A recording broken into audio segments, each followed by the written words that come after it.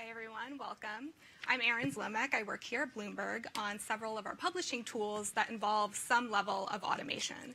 And I think this panel is really important because I think I'm hoping it will help answer the question, if I work in media, what does automation mean for me? Practically, how will it affect me? How will it affect my day-to-day work? What does it mean for my career advancement? And how might it reshape the organizations that we work for? So I'd like to start off by having each of our panelists introduce themselves and telling us a little bit about how automation is used at your companies.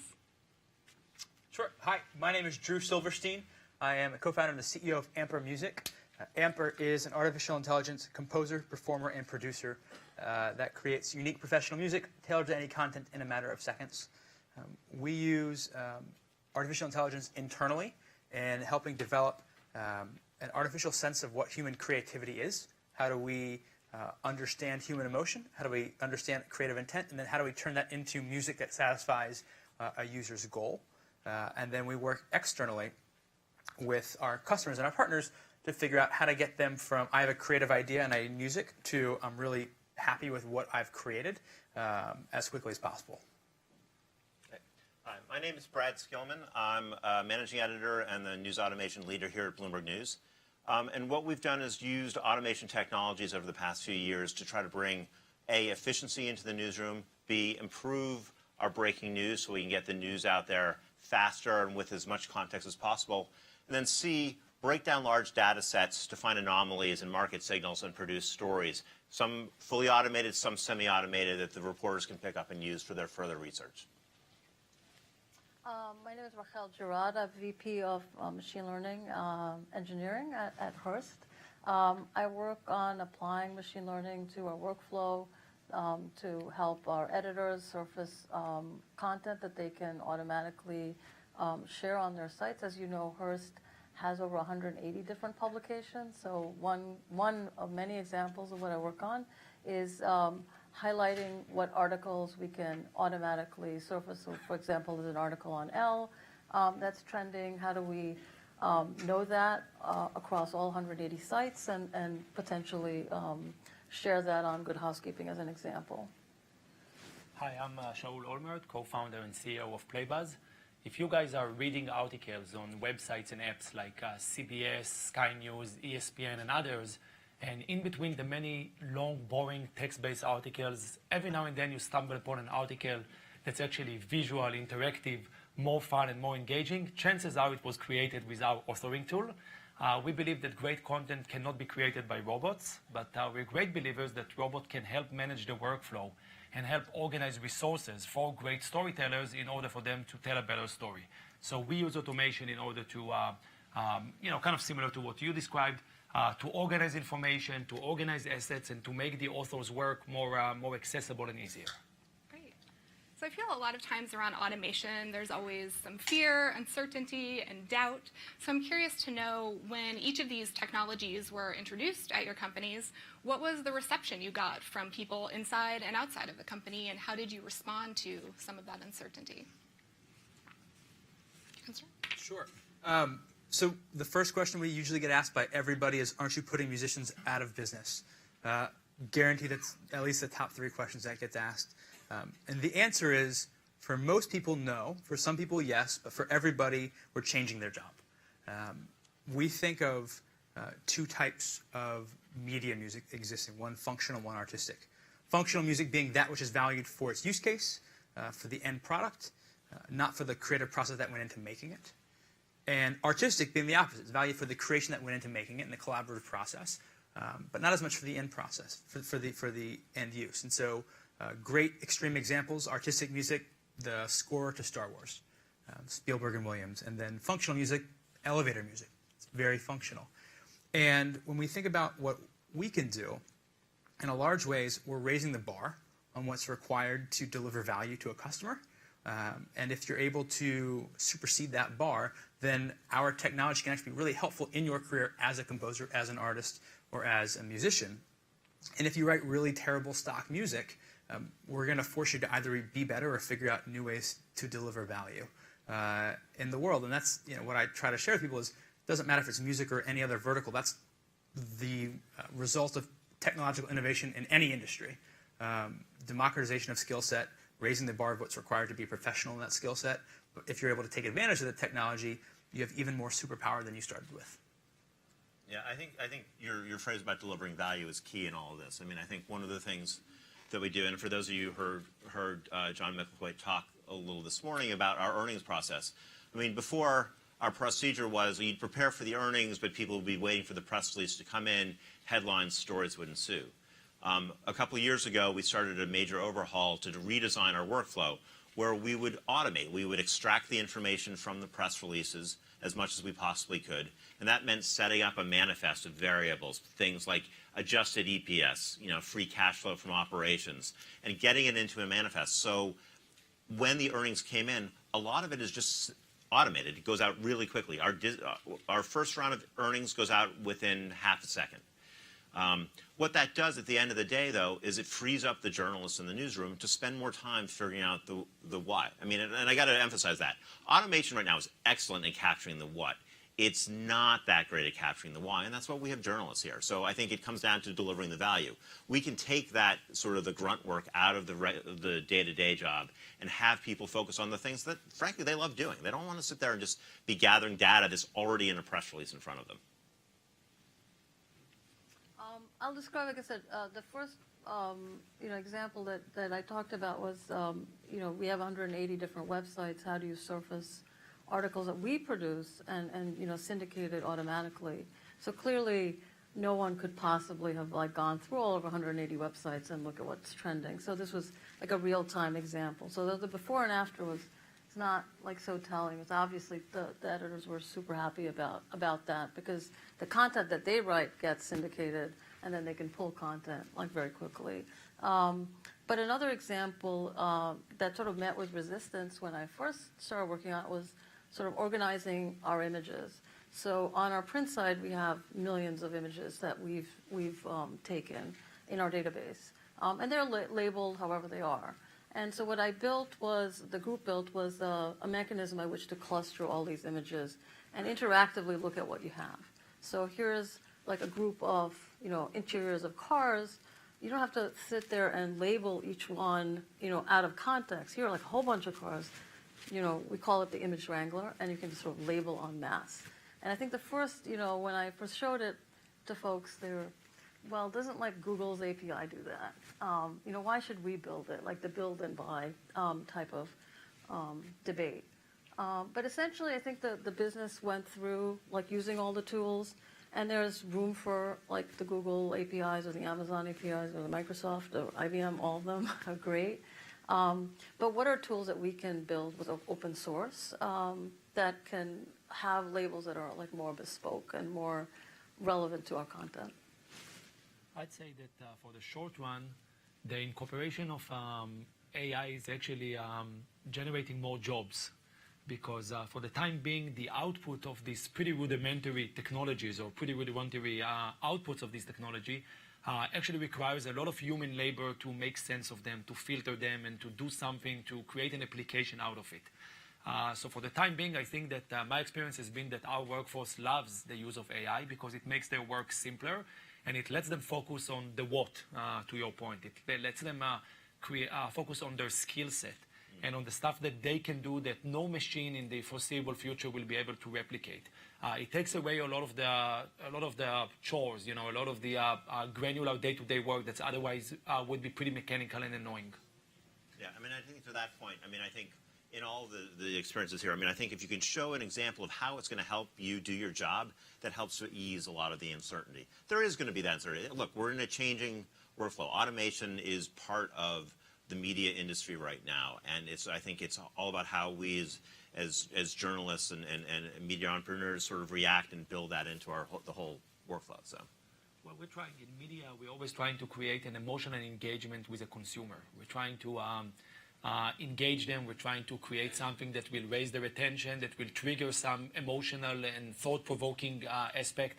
And that part is still, no AI has been able to take over that. So for the time being, there's the role of automation is, I would say, more administrative, more about efficiencies, and less about replacing the human aspect in media.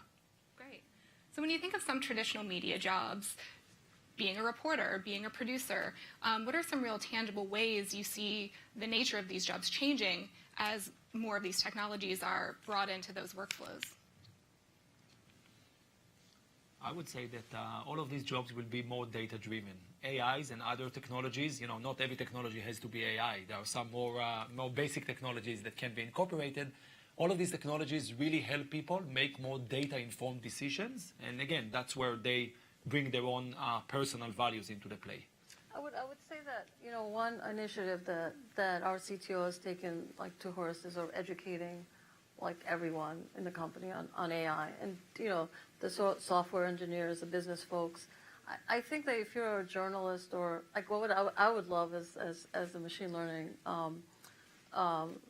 engineers is to have people say, can you build me this? Can you, and for people to be able to identify, here's like an NLP problem, or here's a text problem, can you help, me streamline my work? So I think, like, so the sort of the job of the producers, I think, is also to be aware of, like, what AI can do. And, we on our side also have translators to the business to try to, understand or translate their sort of workflow issues and pain points to something, like, specific in a product. But it would also be great if people knew the capabilities of AI and machine learning and say, do this, please, or make my life easier. Because at the end of the day, there's this huge amount of work, even for, like, a data scientist. You spend 80% of your time on wrangling data. I'd love that to be like 10%. Like, so. Gotcha. I was going to say, actually, show of hands, how many people have dealt with, like, music and video or media, like licensing or using? Anybody? So for those of you who have, and for those who haven't, like, if you're a creator of, like, a video or an editor and you have to go license music, it's one of your least favorite things you're going to do that day, if not that month. You've got to search for a long time. You've got to deal with the legal issues, the financial issues. Like, there's a lot of creative, value-adding things that you spend your time doing because those are just, like, the prereqs of making that content. And when we see companies that kind of bring Amper into their workflow, like, that goes away. So the music licensing people, all of a sudden, their job is so much easier. So they can focus on more productive things. The video editors no longer spending 10 hours searching for music in the week, but they're making 30 more videos, or they're making better videos because of that. And so when you get rid of sort of that prereq grunt level work and let people focus on, again, value, like what they're best at, then I think ultimately the ROI on on using AI in any industry is just going to soar massively. Gotcha. Brad and Drew, you guys both talk about adding value. I'm curious, can all of you give some examples of either news stories or other successes that you were able to achieve because you had automation that you wouldn't have been able to achieve otherwise? Sure. I mean, for those of you who didn't see me in the background, I've been nervously checking my phone. Because right now, I don't know if many of you know, today, May 15th, is the quarterly end of the filing period for when a lot of hedge funds disclose their holdings in companies. And so we have a huge automation effort set up where we're sitting there and we're scraping all the data into a database onto our terminal and then producing a number of stories, whether it's just aggregate holdings from someone like Pershing or Berkshire Hathaway to stocks that have sold off or funds that have sold off like 1% of their holdings or something like that. And that kind of big data wrangling is not otherwise possible. I mean, you can spend time and individually, and someone can go on to the SEC website and download an XML document and start sorting it through. What we've done is, through a lot of fits and starts, is rather perfected a procedure to actually get the information out there. And then you can start digging into why. Like some of the news, yes, it's out. We already knew ahead of time that Berkshire had sold off IBM and had boosted its stake in Apple. But for the hundreds of other hedge funds where we didn't know what their holdings, it helps us understand what the strategies are going on. Are funds moving their holdings out of tech? Are they going into the consumer discretionary? Are they really risk averse and going into utilities? I don't know. I mean, that's one of the things that does. And when it all comes together like it's doing right now, it works really well. And I think we see Amper, like our goal as a company is to enable anyone to express themselves creatively through music. And what we see often is that anyone around the world who's working on content is creative inherently, and they're musically creative. They know what they want. The challenge comes in, how do I take what I want and turn it into reality? A good parallel is like if I have an idea for a painting in my mind, but I've never been taught how to paint, as soon as I put a brush on canvas, it looks like a kindergartner painted it. And it's not because my idea was bad, but it's my ability to express my idea was insufficient. And so what we see is when you give kind of this expression layer, which I think AI does a great job at, to creative individuals and say, combine your creative idea with superpowers to turn that into a realistic vision of what you wanted, then you get really interesting results to the point where there's an artist right now who I can't disclose, but who has a song on the Billboard Top 100 list. And this artist used Ampere significantly in the creation of that piece of music. Now, it's not announced because there's a really big stigma sometimes around artists using AI, and so I think part of the storyline will be, and didn't you know this was you using AI? But what this artist has said many times is, without, AI doesn't only let me do this. I could have done this without AI. But I couldn't have done this specific project. I couldn't have made this exact piece of art without collaborating with this technology. Great. And I'm curious to know, for each of you, are you seeing any trends outside of the media industry in terms of AI, machine learning, automation, that you think will be relevant to us in the near future? I would say that it's still within the realm of media, but we spoke a lot about how AI are affecting the media creators and the media publishers. Let's talk about the billions of consumers that consume media. You guys have sort of became robots recently because you started consuming media. The average person spends less than 8 seconds on a digital article today. It means that you guys, or me included, all of us, are not really reading, are becoming really just like going in and out of articles, paying less attention, becoming very receptive or very susceptible to fake news and to other forms of manipulation. And I think that the challenge is to make sure that the media consumer is really aware and find ways in order to create this kind of awareness and attention from users, because otherwise media becomes something that's actually pretty dangerous for its consumers. Any other thoughts on trends you're seeing, maybe at big tech companies, that you think media companies will adopt soon? I think the biggest thing that we see in a lot of companies is the acceptance of AI as something that's going to happen and something that is not only inevitable, but value add.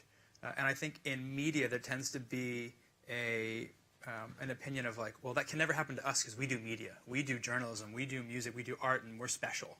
And everybody feels like they're special, no matter if you're in manufacturing or in news or in music. And I think what we see is companies that accept it and get ahead of the curve do really well, because all of a sudden humans and robots work together to build planes or to build cars or whatever. And it's going to happen in media. And I think as sometimes technologically slow institutions, I think we can do a better job of recognizing the inevitability, but also recognizing how much positivity we can create once we kind of get on board. So we're going to jump to some questions now. Anyone from the audience want to pose a question to our panelists? Back there. Hi, I'm Hannah Weinstock from LaGuardia Community College. I have heard a lot from you guys about how, the artificial intelligence, machine learning will not really complements and adds value to a lot of the more managerial and creative positions. But obviously, there's a lot of more entry-level positions that are doing, some of these more rote tasks, right, that are being replaced. And how do you think about career ladders within your organizations? I mean, is everyone going to come in as a creative director? Does that mean that everyone has to have a higher level of education? What about folks who have an associate's or who have less education? Are they able to come into these more creative and managerial roles that work really well with the technology rather than being replaced by it? How do we think about career ladders within our organizations for people with different levels of education, given this context? So I think one of the things, and let me talk about journalists and entry-level journalists. I think anyone who wants to be a reporter or editor these days, much like, say, 10 years ago, I would have said you need to be able to take a photo, you need to be able to use a video camera.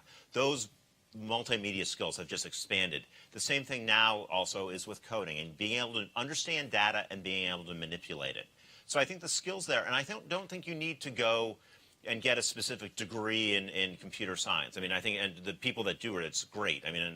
I just started working with someone who's got a master's at Columbia and doing a master's in journalism and comp sci, and that's wonderful. But for someone who is not going to getting a master's of work, you can code, you can learn how to do it, you can learn how to do these things. I think the opportunities are out there. I think AI will push people and push communities to educate people to become more creative thinkers and more, to apply more judgment and not necessarily be just the executors. So if in present time or in past time it was enough just to get by, you learn how to read, you learn how to file, you learn how to sort things, you can get a job and survive. Now it's no longer. Now in order to survive and actually develop a career path, you have to apply judgment. You have to come with some, unique, not necessarily creativity, that's in our industry, but generally speaking, you have to be you have to be specialized in human traits that machines can't replicate. So in a way, maybe for the short run, it will create some deficiencies, but for the long run, it will help people evolve and not become robots. And I think also, you think about entry-level positions, why do you want your entry-level position to be pedestrian and mundane and tedious and everything you didn't want to do when you grew up? You actually want to do fun things when you grow up. So, or continue to remain a child. I think that one, you owe yourself you should sort of improve yourself and learn, and you seek out opportunities to learn. I don't think the world that we live in is such that you can just rely on what you studied in college, that you will have to reinvent yourself many, many, many times. So I think AI is just forcing that, the acceleration of people seeking out education themselves and understanding that if you did something for 10 years, that even may go away. And so it trains and builds muscles for you to, educate yourself and, pivot your career. Do we have other questions? Sure. Palpable Media. I'd like to turn to the commercial aspect of AI, specifically how you plan to use AI to both develop specific customized content on the one hand, and then also package that more effectively for your end customer and your advertisers.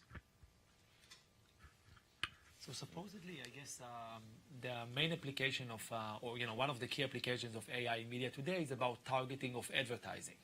But in essence, when was the last time that any of you clicked on a mobile ad? Probably, and I'm not talking about mistakenly clicking on it. So with all due respect to how advanced these technologies are, when we keep hearing about how Google knows everything about you and Facebook has all your information and everything else, online advertising still sucks. So it just means that those technologies are still in very early stages. And I think that a lot more should be done and will be done in the future in order to make them actually commercially applicable. I would just add that I think as we get more and more advanced in what AI is able to do, we'll see, building on previous answer, content becoming more and more personalized. And if it's more and more personalized, then it's more and more relevant. Again, going back to music, because that's our sandbox. I'd like to hear an ad with, James Taylor playing music, and my grandmother probably wants it to be like Pirates of Penzance or whatever it is. And it could be the same ad, and just this difference in context makes so much of a difference in value and in the key KPIs that are important. And it's not just music, but as all of us up here and as any AI company can help enable the creators of that content to create personalized content and the distributors to help target that more accurately, I think everybody wins. Because if I got an advertisement for something that I wanted every time I wanted it, I'd click on it 100% of the time. The problem is I never get what I want when I want it. Hello? Okay, sorry about that. Is there a concern that AI will inhibit creativity, kind of similar to perhaps doing an extensive patent search before creating a new product might inhibit the functionality of that product? I don't think so. I think most people think that the drudgery is going to be taken out and that you're going to find content, like in the example of the image search that we're doing or visual search, you're going to find more relevant content much faster. So I think that you are going to get what you want if it's the style of a particular dress that you're looking for. You're just going to find it faster and translate what's in your mind much more quickly to what you really want. And so I think that enhances the connection between your intention and like the how you execute. Great. Well, thank you everyone for joining us. We appreciate it. Enjoy the rest of the conference.